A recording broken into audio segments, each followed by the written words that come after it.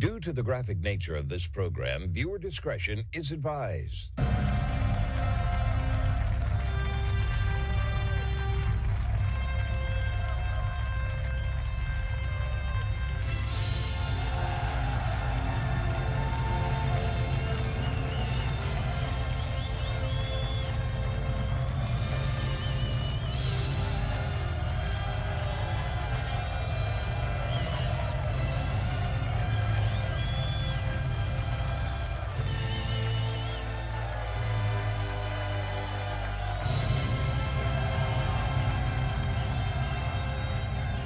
Welcome to the Marco Dre Show, everyone. It's Monday, December 15, 2025. What better way to start your week than right here? And tuning in today's show to hear all of the relevant groundbreaking news here in America and around the world, the only show where the facts are facts and hard truths thrive. Please don't forget to follow the show where you might get your podcast. It's available now on all streaming apps for your listening pleasures. And be sure to share with as many people as possible so we can make citizens informed again right here in America.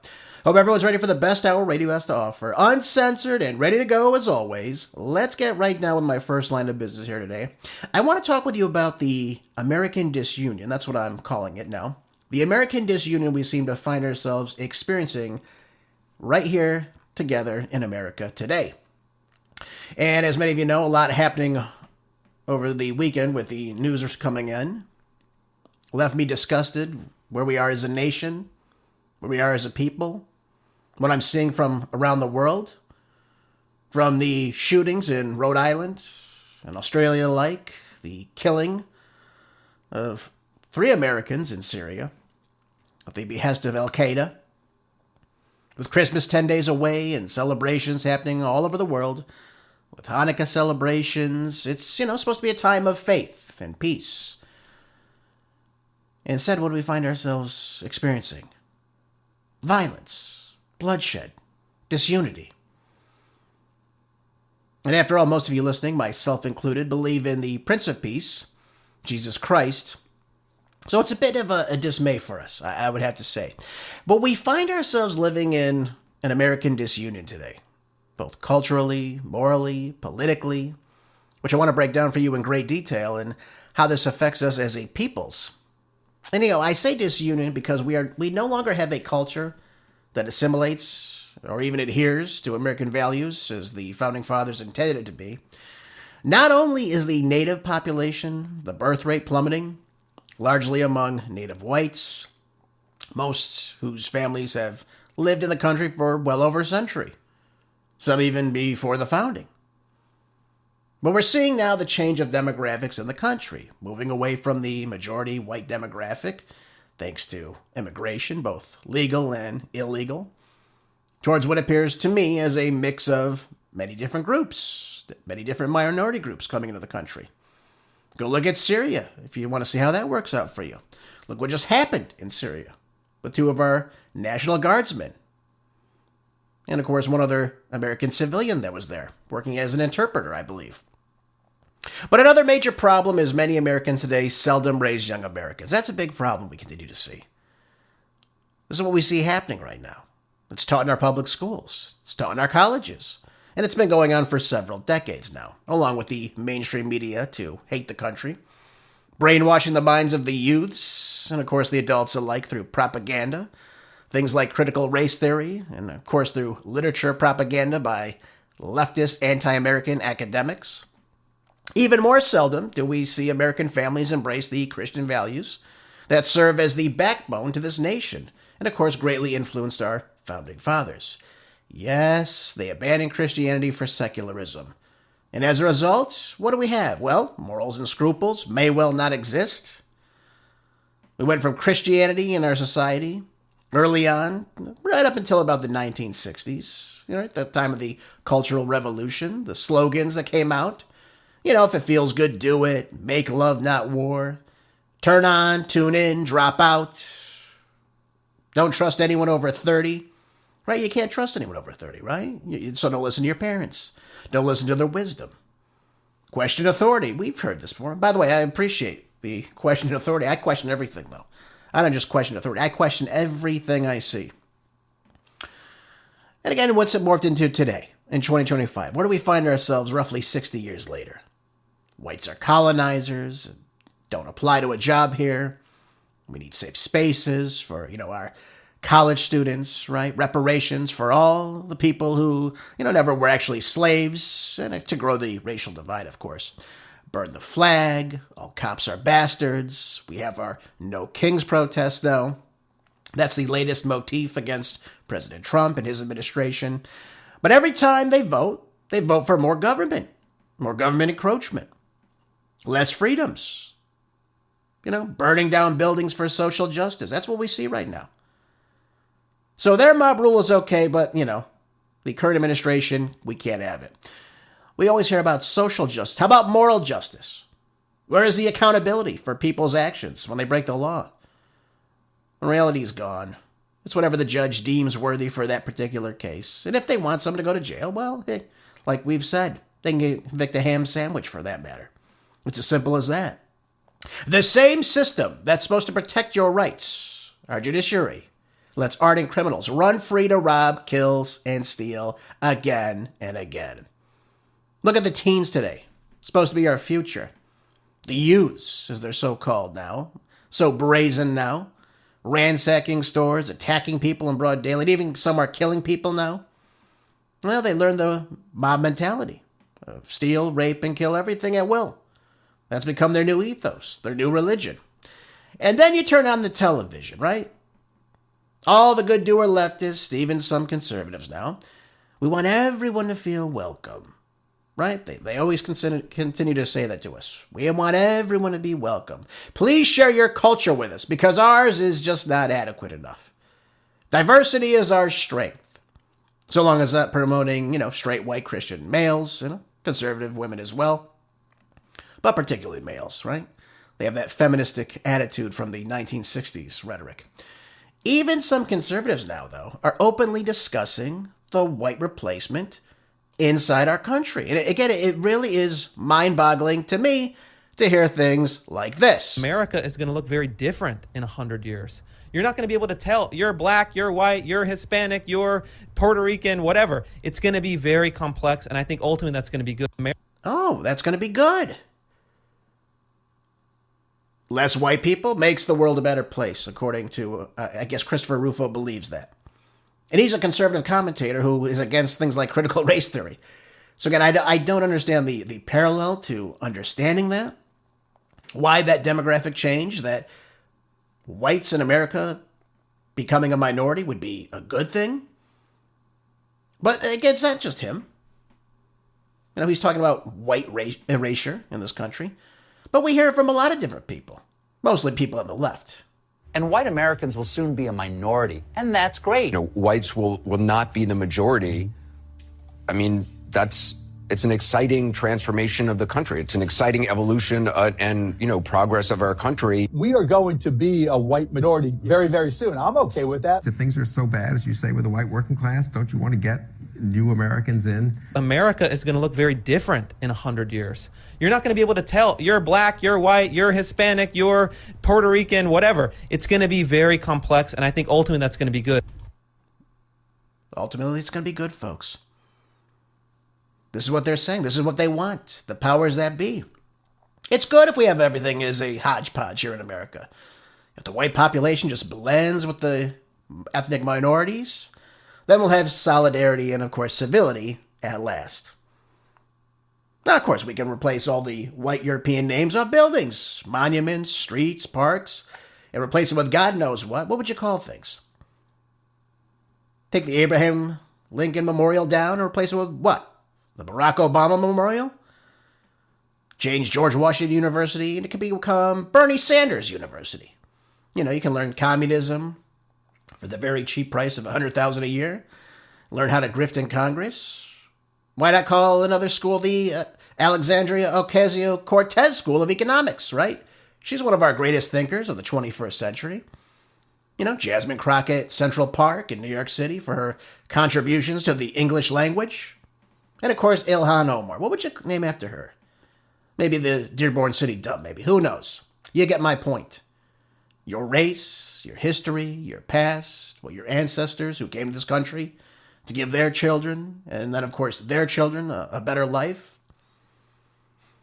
The communities they built. being replaced, and of course, done so systematically. Yep, the demographics changing in this country. You know, it's been happening for a while, folks. It didn't just happen overnight, right? It just crept up on us. You know, these changes have been happening since the Hart-Celler Immigration Reform Act of 1965 that LBJ gave us, right? Remember Senator Ted Kennedy? Well, I don't remember this. I wasn't alive, but I know he said this, right? Selling it to the Americans, saying that this bill will not flood our cities with immigrants. It will not upset the ethnic mix of our society. It will not relax the standards of admission. Well, clearly that didn't happen, did it? They changed the national origins formula right away, bringing in less people from Europe and more people from the third world. That's not to say there aren't great people from the third world. I'm not saying that at all. But you can't bring in people en masse to the tune of millions a year and not expect that to have some type of effect on society, all while telling people they really shouldn't assimilate anymore. Right? That attitude changed after 1965. Retain your culture. Bring it here with you. And again, slowly, always in increments, until one day you wake up saying, what the hell's happening here? What's happening in this country? Why the disunity? Now, of course, many immigrants and illegal invaders alike, along with their children's loyalties and their fealties, lie with nations abroad from which they came. At sporting events here in America, it's not the American flag being waved, but the country of origin flag of which they came being waved. How do you reconcile with that? How do you feel about that, America? Then, of course, you're told our flag may be offensive to some, so their flag is fine. That's inclusivity. That's diversity. But ours, of course, is oppression, a country they chose to come to. Asking people to speak English is insensitive, and, don't you know that? Come on. Let them keep their native language. Back in the day, during saner times, if you didn't learn the English language, you were out of luck. No one was kowtowing for you. Also, you certainly can't recite the Pledge of Allegiance today in the schools, can you? It's no longer mandatory. And of course, we can't, be one nation under God or have school prayer any longer because it might offend someone's child, someone's secular child. Now, certainly not all feel this way. Certainly not all the immigrants that come here. They don't think this way, not all of them. I'm not trying to paint everyone with the same brush. Don't misunderstand me. All the immigrants I know love this country. And this doesn't mean you can't be proud of where you came from. Don't misunderstand me. You can practice traditions of your, former country, at your home, with you, be proud of who you are, where you came from. We all are. We all should understand our past. But you came here, or your relatives or your ancestors came here for a reason. Because this is the freest nation on earth, where anyone can become an American. Anyone can pursue their dreams despite your race, your religion, your economic status. You can change your life for the better. You're an American first. Your loyalties are to this nation. You love this country more. Nothing short of that just simply will not work. And we're starting to see that right now. We see parts of America looking like the third world. This is the problem with our federal government, pushing unchecked immigration upon us. Did anyone ask for that? I don't think so. You're supposed to come here to this country and add value, not burden the country. Something we knew very much so until very recently in our history. The Tower of Babel, in which, of course, we live today, creates these enclaves. It excludes people. It balkanizes the country.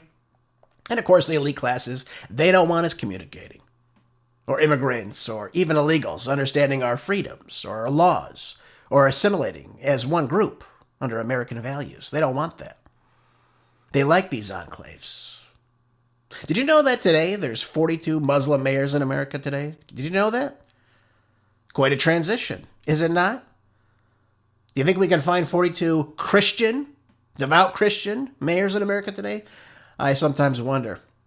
Spanish, the second most spoken language, with 17% of the U.S. population speaking it at home.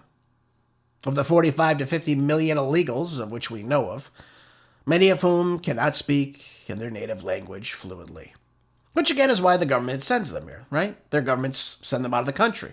They don't want them. Again, which translates to 52% now of all immigrants on some kind of social government assistance.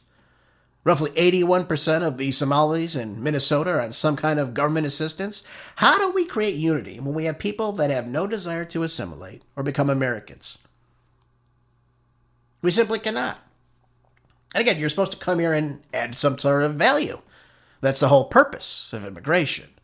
At least it was. Now it's said that illegal aliens are excluded from welfare programs, but we see illegal aliens allegedly applying for the Federal Housing Administration loans to buy housing in America with the help of federal government taxpayer dollars and in the form of lower down payments. Then we wonder why people can't afford homes, particularly young people. You have a third of the population that's not even supposed to be here, has no jurisdiction here, putting stress on the supply chain issues like housing, healthcare, education. And of course, in the first two, you're bringing up the prices by roughly 30%. But we've seen, state governors turning a blind eye to help ICE, right? Excuse me, not to help ICE. And of course, even encourage people to protest against the federal immigration laws. We can't have laws about our immigration policies. You saw the ICE protests waving foreign national flags. Barely an American flag could be seen. Some of these Democratic governors, these mayors, aiding and abetting illegals with money for college, health insurance, housing. School teachers now in most states have to be trained in English as a second language curriculum because their parents don't teach them English. How can a nation survive this onslaught of open borders? Of people that have no right to be here and hate your way of life.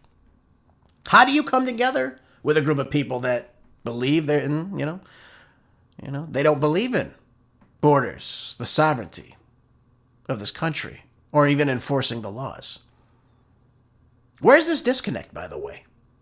The John Lennon approach of imagine, right? Imagine there were no borders. It's pretty ridiculous, right? Don't give me the no human is illegal on stolen land bull crap either. All land that countries fought over throughout existence, and of course conquered throughout time, was won by wars, or at least some sort of treatise amongst each other. America's no different. Europe's no different. Asia's no different. Africa's no different. And again, if that's the case, all the North and South American land would cede to whom? The indigenous Siberian Asiatic peoples who came here 12 to 20,000 years ago? Whom are largely nomadic, never even created a nation of their own? Oh, by the way, some Europeans, just so we're all up to date on this, found their way here too, just so we're all clear on that. But they don't teach you that at schools, do they? Of course not. But the indigenous populations, like the Europeans, well, they went to war with one another for wealth, women, land, resources. They committed genocides against one another, enslaved one another, long before any modern European stepped foot on this continent. That's a fact. You can take that to the bank with you. I think the lefty historian Howard Zinn forgot to put that in his book, A People's History of the United States. He also forgot that every single race was enslaved in the United States, along with every race owning slaves as well. They also didn't teach you that in history class. But these leftists, they enjoyed that. They enjoyed the separating you. White versus black, citizen versus non-citizen, man versus woman, husband versus wife, straight versus LGBTQ XYZ plus minus, Christian versus everybody, and of course, whites should hate themselves, and everyone else can't make it in this country because of your race. So you always have someone to blame something on. And then, of course, we wonder why kids hate themselves today, why they're depressed. Look what they're being taught. Now, all this was done through a strategy called Cloward and Piven. Put this strain on the system. Now, Cloward and Piven, for those that don't know, were a married couple, both professors at Columbia University. They came up with this eponymous strategy used by other social scientists to really destroy the existing systems and the institutions we have here in America. But it was focused primarily on poverty at first. And they published this article of this strategy in a magazine called The Nation in 1966, right around the time of the Civil Rights Act and, of course, this counterculture revolution.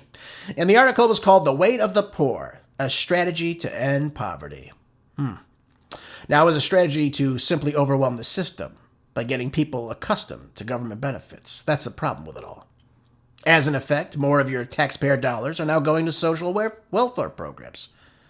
And of course, illegal aliens, right? Now, instead of going to your roads, your sidewalks, your bridges, your public works, your public parks, your schools, all that's being neglected. Right? Now, some of you may remember in the 1960s, LBJ's Great Society came up with the War on Poverty. So it linked very closely to this leftist movement that was going on in the country at the time. And like any government program, it exacerbated the problem immensely.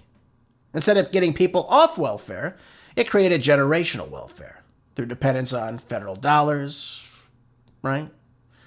Destroyed the families on them, mostly black families. Took the fathers out of the homes. And this was after, the great progress that was made in the black community from 1900 to 1960, before any big legislation on civil rights was even passed. I'll give you an example. In 1900, 45% of the black population was illiterate in this country. That's a lot of people, almost half. In 1960, it was only about 2 to 3% of the black population of this country was illiterate. Massive gains. Massive gains they made. And during that time as well, it was more likely, while still rare, for a white family to not have a father in the home than it was for a black family to not have a father in the home. My point is, this program, again, which influenced women to not keep a man in the home in order to get government dollars, ruined the black community as a whole, right here in America. But it didn't stop there. Its early supporters, though, who bought this nonsense, said it was to end poverty, right? It had its good merits, right? Or good intentions. Well, thanks to economist Walter Williams, we know that the road to hell is paved with good intentions. We often hear that. Someone in government screws up. Oh, well, he meant well. Well, so what? And it reminds me of Bernie Sanders, who talks a lot, but actually solves zero of the problems in which he discusses. Right? Don't you always get that with him? Look, the top 10 or 1% have more wealth than the bottom 90%. It's a travesty. So many people buy these products, even though I've never held a real job. It's time that they pay their fair share. Through higher taxes, that's the only solution I come up with to do as a good-to-do communist. Yeah, this guy is the one that has 3 houses. He's a multimillionaire, all on a government salary. Isn't that great? Good old Bernie Sanders, millionaires and billionaires. Oh, yeah. And again, like any government program, welfare got bigger and bigger. They let it adjust with inflation in states like California. And of course, it cost the taxpayers more and more money. Or they just printed out more money. And of course, they created an incentive to stay on the program. That was the whole point. Get you used to it. Now, the second part of American disunion is that we are also politically dying. We have a bloated, out-of-control federal government, and we have for quite some time now. We don't follow our laws under the U.S. Constitution. It's all subjective now. Again, which was originally supposed to be a limited, small federal government, with states' rights being at the focal point of your life. Who ran your state? Was the person closest to you, right? That should be the person you care more about, not what's happening in D.C., per se. That all changed, though, after the Civil War invaded the southern states, and maybe someday I'll tell you about the real history of the Civil War. But things really drastically changed in the 1860s here in America.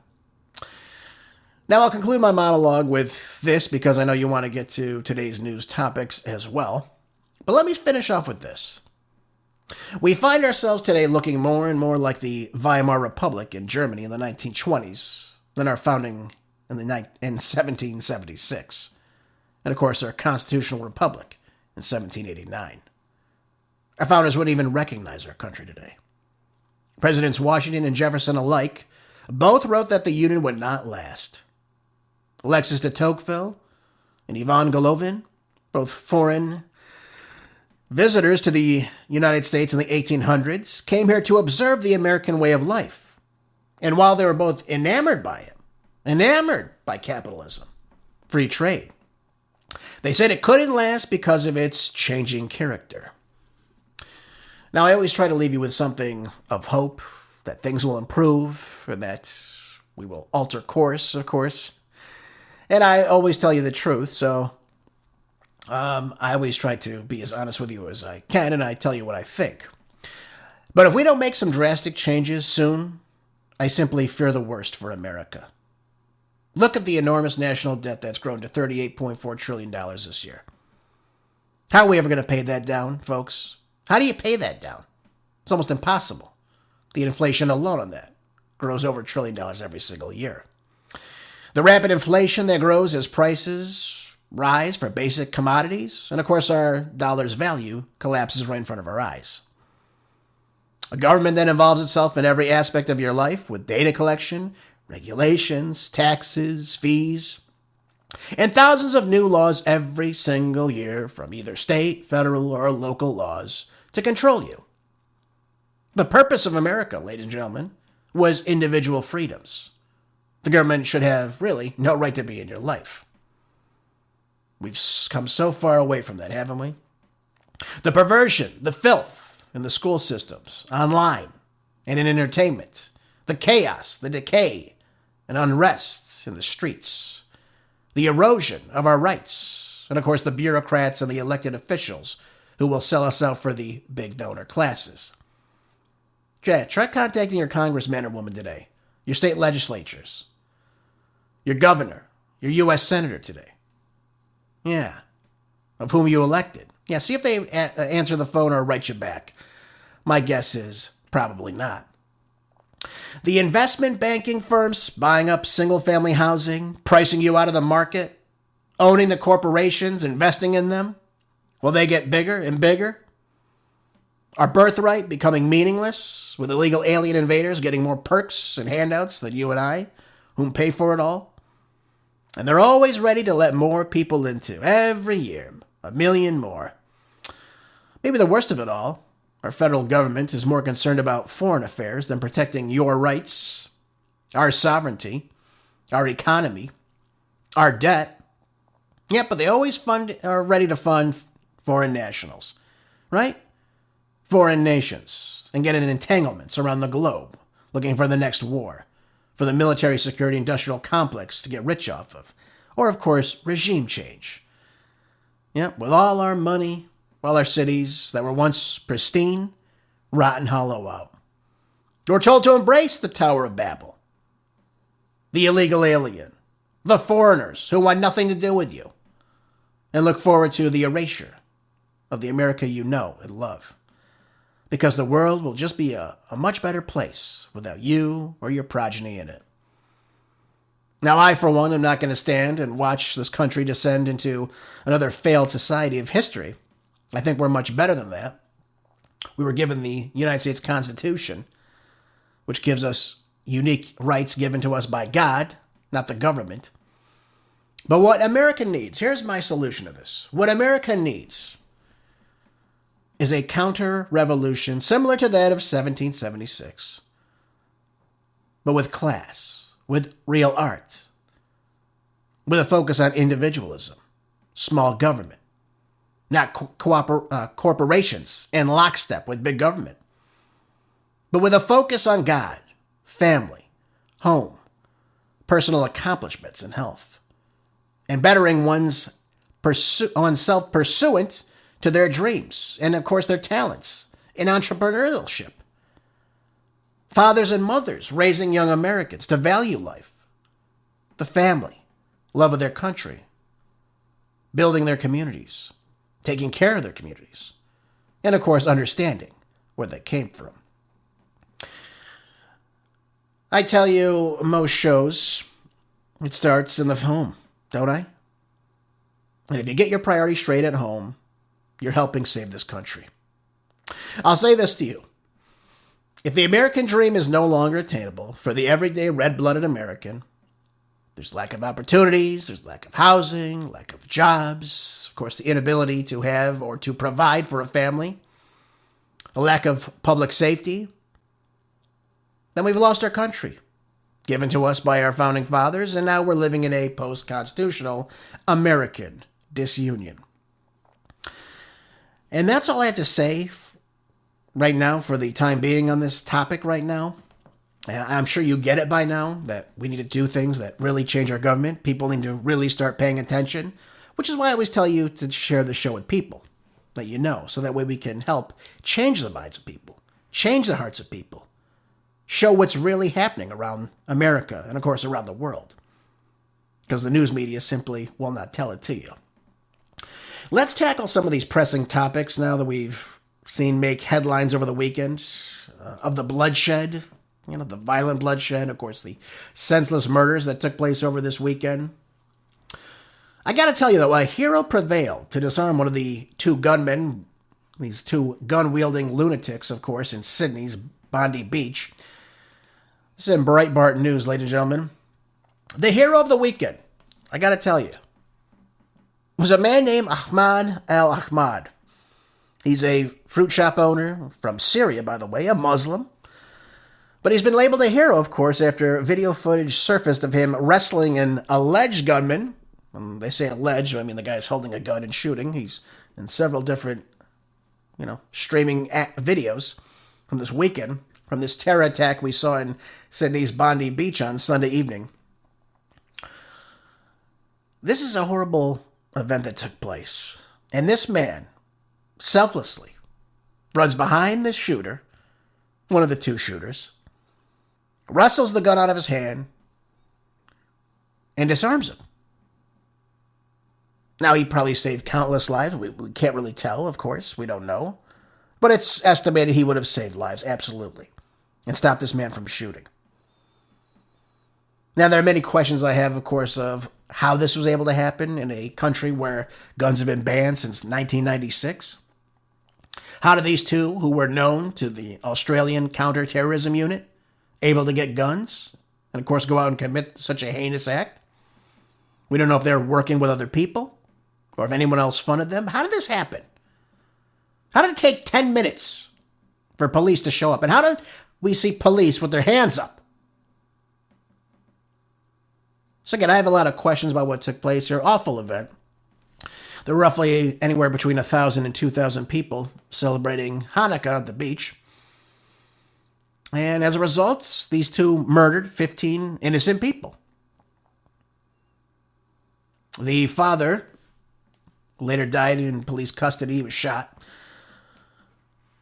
But we see these events, especially, I told you, at a time where there should be faith in your religion, a time of peace.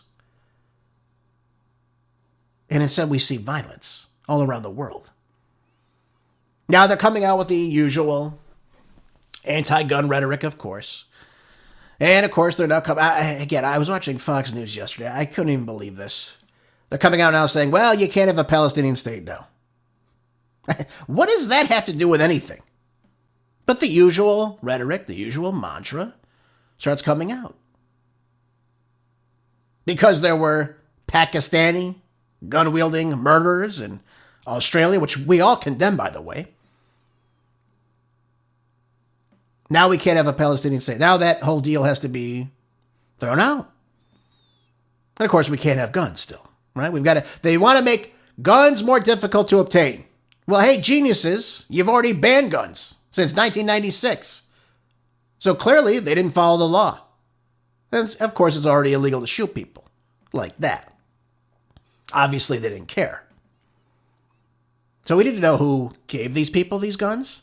They were able to go commit this heinous, violent act against people celebrating their religion. I mean, it makes no sense to me, folks. Yeah, we see these attacks just all of a sudden. And again, it's mind-boggling to me when we see these things. How are these things able to happen like this? How are the police responses so weak? Especially in a situation like this. It's very troubling to me to see these things. And of course, we saw people, I believe a rabbi was killed. He was there with his very young children. There were children and adults alike that were killed. An 87-year-old man throws himself on top of his wife. He ends up dying. It's a horrible situation. Absolutely horrible when we see these things. But right now, the death toll remains at 15, 16 if you include one of the shooters. I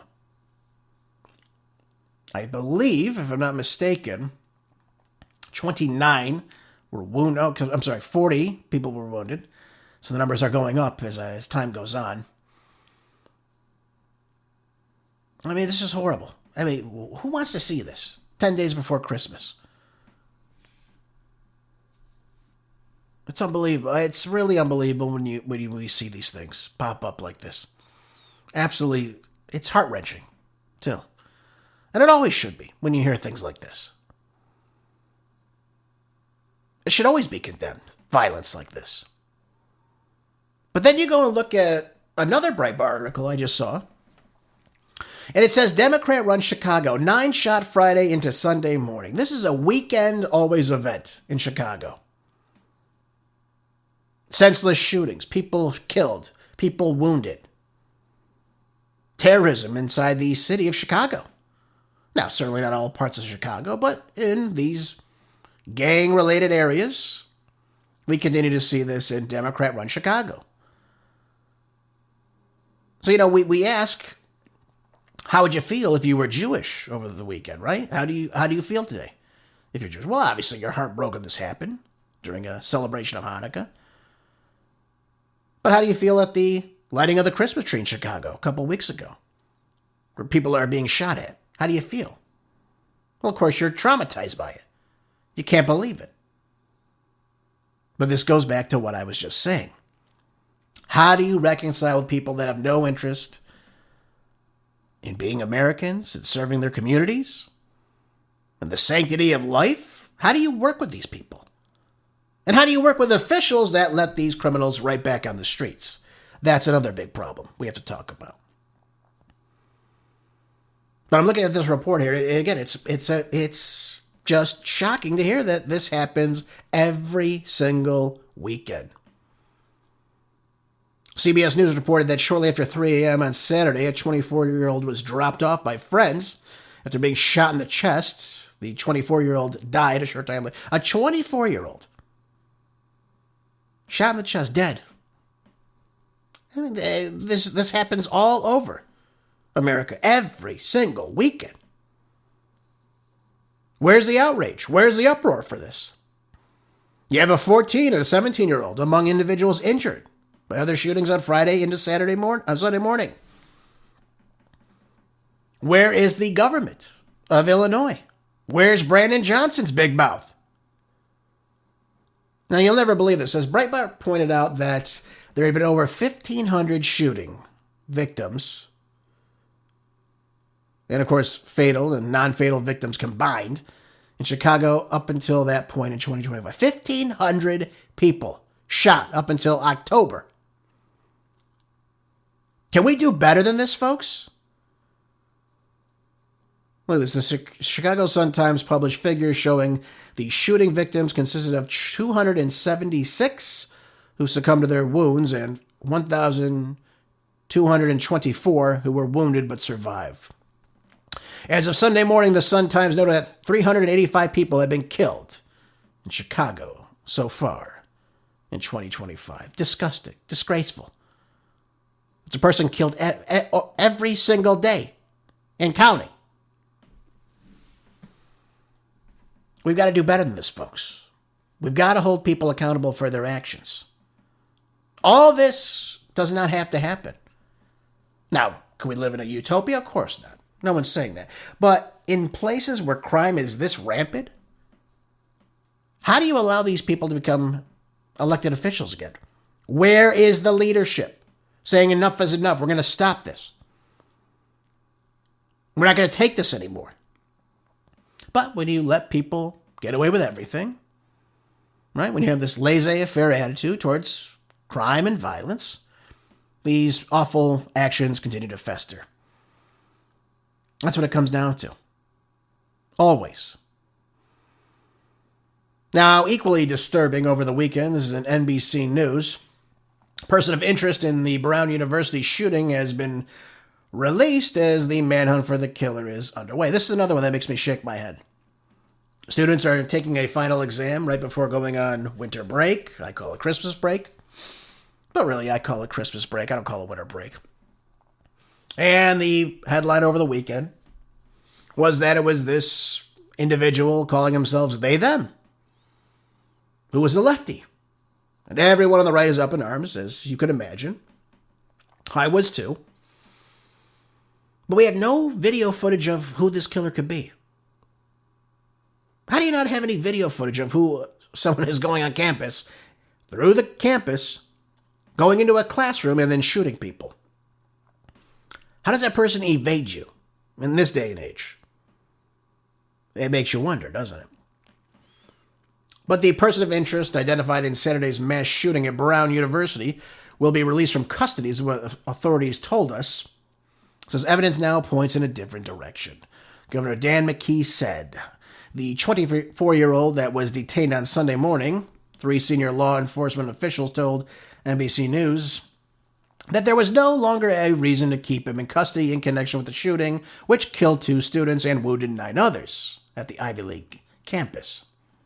The tip led to the 24-year-old being detained and was fielded by the FBI. How do we not know who this person was? We have one photo of their back, and they're wearing a hoodie. Obviously, it's cold out in Rhode Island. I understand that.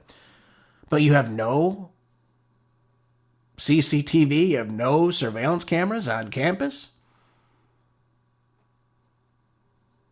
Now, people are up in arms because one of the victims, unfortunately, was the vice president of the Republican club on the university campus. And everyone said that she was targeted. Well, we don't know anything about the killer. So how do we know that that person was particularly targeted?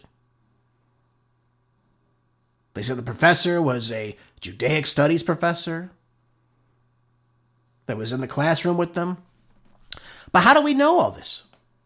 How do we know that this was a targeted event? And again, it's now seems that it's relating to an attack on Jews. That's what it came to me, at least, yesterday when I was reading through this. But how do we not, almost 2 days later now, have any idea who this killer could be? How are they able to evade campus police? Now, I've never been to Brown University. I have no idea how big the campus is. How do you have something like this happening and the response is that this person was able to get away scot-free? Now, it was once being touted as one of the most surveilled campuses in the United States. What don't they want us to know, folks? That's my question to you. How did they not know who this person is? And now the gunman is still at large, apparently. I mean, it's horrible. Again, absolutely horrible. You're ready to go on Christmas break, go home and see your family, and 2 people are killed. 9 people are wounded as a result of this. Well, it's horrible, folks. It really is. And then we have this. It gets worse. If you didn't think it could get worse, it does. This one's in the New York Post. Says FBI stops planned New Year's Eve Los Angeles terror attack by pro-Palestinian cell. Yeah, it makes me shake my head. Joe Biden lets in 20 million people. We don't even know the number. He lets so many damn people in from all over the world. And now we have people planning terror attacks, of course, in these big events. Again, this is a form of psychological terrorism now. Now you're afraid to even go out and celebrate in our major cities. Why? Well, we have a state government that lets illegals just come and go as they please. Doesn't matter to them. They don't arrest people. They simply do not detain people or cooperate with ICE, so we can't remove these people. They have no right to be here. But now FBI Director Kash Patel announced Monday that 5 members of a pro-Palestinian extremist group have been arrested in connection with an alleged plot to carry out coordinated bombings in Los Angeles on New Year's Eve. This credible imminent terrorist threat to 5 locations in Los Angeles came from radical members of an offshoot of the Turtle Island Liberation Front. I've never heard of that until right now. Before the suspects were collared in Lucerne Valley in the Mojave Desert, where the extremists allegedly were testing improvised explosives. Yeah, IEDs. And again, a 5th was apprehended in New Orleans while planning a separate attack, is what the FBI boss said. This, I don't even know, what do you call this group? The Turtle Island Liberation Front.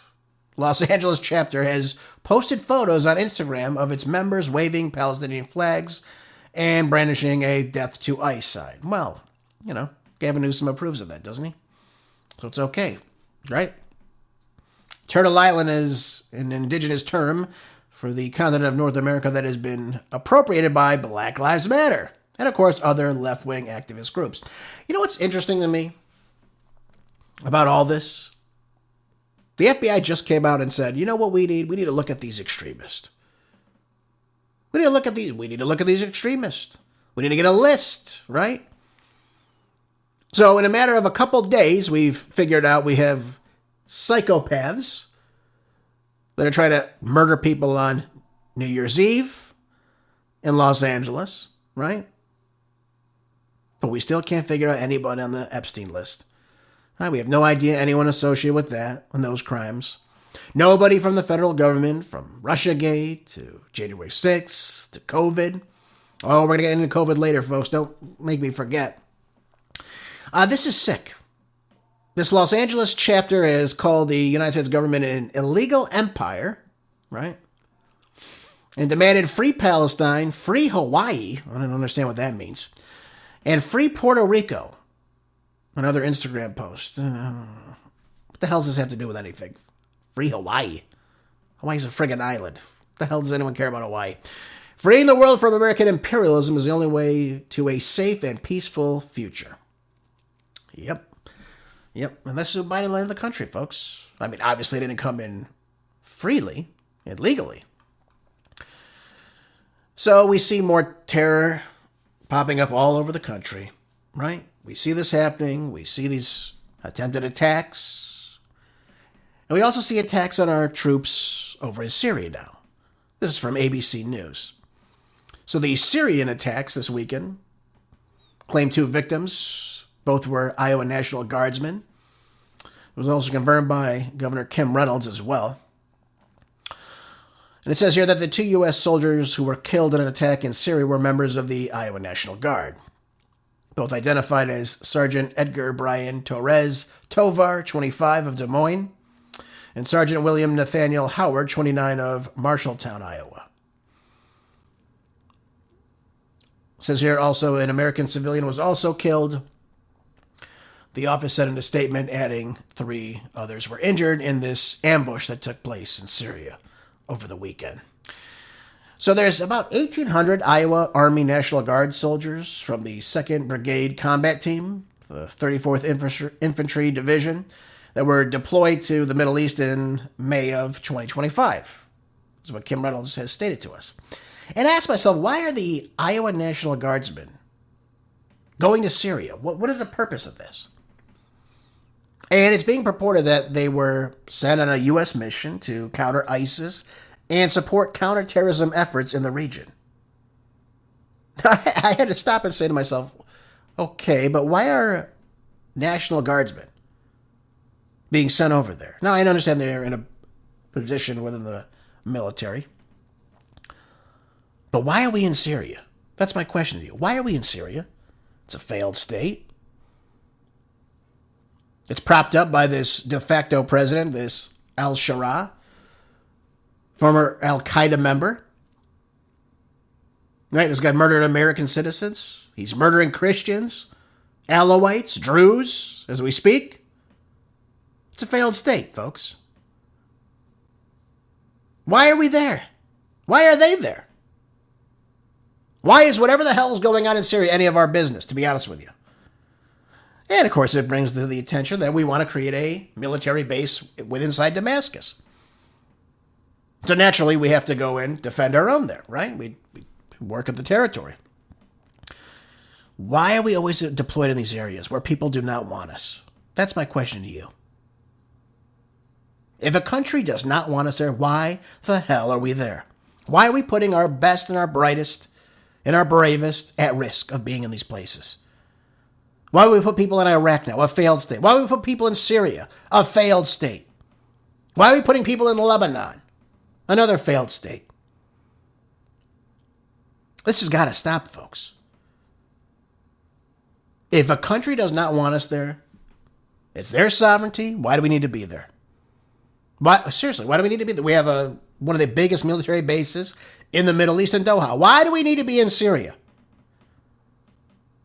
There's just no need for it, folks. Same thing happened to Reagan in 82 with the Beirut barracks bombing. He cut and run. He got out of it. He said, listen, we shouldn't even be there. And he listened to his Secretary of Defense, Caspar Weinberger, a Californian, by the way. So for my Californians listening, yes, he was, just like Reagan was. And he says, why are we in Syria? Why are we in Lebanon? They don't want us there. It's ridiculous. And he says, I should have listened to you. And what did he do? He got everyone the hell out of there. There are places we don't need to be, folks. And in these stateless, terrorist-run regions, we don't need to be there. Well, that's my take on it. Some people will argue with me. Well, we need to be there for strength in the region. We need to be... No, we don't. No, we don't. And again, it upsets me because, again, this does not have to happen. It's horrible. It is horrible. Also happening abroad, this is in Bloomberg. It says that Prime Minister Giorgia Meloni cast U.S. President Donald Trump's new national security strategy as a wake-up call for Europe while downplaying tensions within her own government and, of course, reaffirming Italy's support for Ukraine. Now, I do tend to like Meloni. I think she needs to do more with mass deportations in her country. But she's probably one of the, if you can even say this about her, probably one of the stronger. I mean, she's not a Viktor Orban, of course. But she is someone that usually will get it. She's a little bit to the right of, the Macrons, the Starmers, the Merzes. And she sometimes gets it.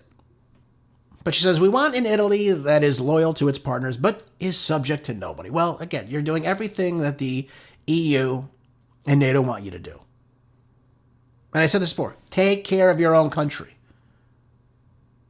Take care of your own borders. Worry about Italy. Stop worrying about Ukraine. But she came out and says it's why we stood with Ukraine from day one. All right, well, you're wasting your money. Ukraine is lost. It's over. I don't know how many times I have to tell everyone this. Now again, Zelensky, the idiot that he is, finally came to the realization that Ukraine probably isn't going to join NATO. So he's abandoned that, but he's also talking about he's not going to cede any land, any territorial loss as a result of this war. And again, I just shake my head and say, okay, well, Putin's going to continue this war. Does he have to take all of your land for you to wise up? I mean, he's on his way out anyway. It's going to happen. He's on his way out. When will the European leaders understand this? When will they figure it out? This is a losing proposition for them. They will be on the losing side of this, no matter what. Now, she went on to say there's also been alarm that President Donald Trump has said more clearly than his predecessors that the U.S. intends to disengage from the old continent and that Europeans should organize to defend themselves alone. Well, again, President Trump is not going to just throw money into these big groups and get nothing in return for it. It's one thing to have diplomacy. It's another thing to just waste money on senseless conflicts, which, again, Europe seems to want to be involved in this Ukrainian war. Trump is coming to the realization, and he understands that this is a losing proposition for him. And he does not want to be seen as in the losing proposition. I can't really blame him. She went on to say, freedom has a price. Always preferred a costly freedom to an even pricier, but apparently comfortable submission. Well, again, look who's running your country right now. Look at the illegals inside Rome. Look at it. Take care of your own country, Prime Minister Meloni. Your people will love you for it. Bolster up Italy, not Ukraine, if you still can. Oh, by the way, this is in the Scientific American, and sure enough, I happen to be right on this topic. I've been telling people never to take this COVID jab, but people tend not to listen to me because I guess I'm not a doctor. But at least I can read the research, right? Says health experts slam possible FDA black box warning for COVID vaccines. Did you expect to hear this one? Well, I probably did. It says here that the U.S. FDA that approved this toxic sludge, I added that part in there, is reportedly weighing whether it will place a black box warning label on COVID vaccines, despite research and real-world data demonstrating their safety. Well, then why the hell would the FDA that's bought and paid for by the big pharmaceutical companies put a black box warning on them? That's what you have to ask yourself. Now, for those of you that don't know, these black box warnings are really there to indicate that there could be some type of serious or life-threatening risk when you take this product. And this is their way of communicating with healthcare providers and the patients who are taking this sludge. And it's to show that it could lead to death, to permanent disability, or even severe harm. What have I told you has been happening as a result of this? Myocarditis, pericarditis, strokes, heart attacks, blood clots, facial paralysis, infertility. I mean, the list goes on. Susceptibility to HIV? I mean, what is this crap? Why would you put this in your body? Lord only knows. Now, it's important to understand, too, if this warning does get put on, they don't know if it'll be for every product that's out still. Obviously, Johnson & Johnson had to pull theirs. But they don't know if it'll be on Pfizer, Moderna, Novavax. They don't know if it'll be just for specific groups, like pregnant women. In this article, it says pregnant people. These dumb, stupid leftists, I can't stand them. Or children. First of all, why would you take this if, again, you know, via Fauci, he came out and said this, right? He said it does not stop the transmission of this virus. Why would you take something like this? It's mind-boggling. I don't understand it. If it's not going to stop the transmission, it is not a vaccine. It is a gene editing shot that makes your body produce spike proteins. Why would you take this? Why would you take something that has a black box label on it that could lead to death, serious health, or debilitating conditions by taking it? Now, the reason they put these out, these products that are still out there with these black box warnings, is simply if you're in like a state where it's life or death for you, and you know, maybe you take it, maybe you survive a little longer. You're in one of those situations. Why, if you're a healthy person, would you inject this toxic garbage into your bodies? Now, I always tell you, do your own research, consult with a doctor, get the information, but this is very drastic, folks. So I wanted to share this with you before we end today's show. And the FDA takes very seriously any death that is attributed to a regulated product. Really? The VAERS report for a while now has been well over 2.5 million people. What's taking so damn long? I mean, again, it makes me shake my head. Who would actually put this nonsense inside their bodies, folks? It's horrible. Absolutely horrible. People were conned into taking this. There's really no reason to take this. It offers you no protection against the transmission or spreading the COVID virus. So again, if you're concerned about getting COVID or what have you, why not up your vitamin intake? Why not up your vitamin C, your D3 with K2, your vitamin E, drinking plenty of pure distilled water, exercising, getting sunlight when you can.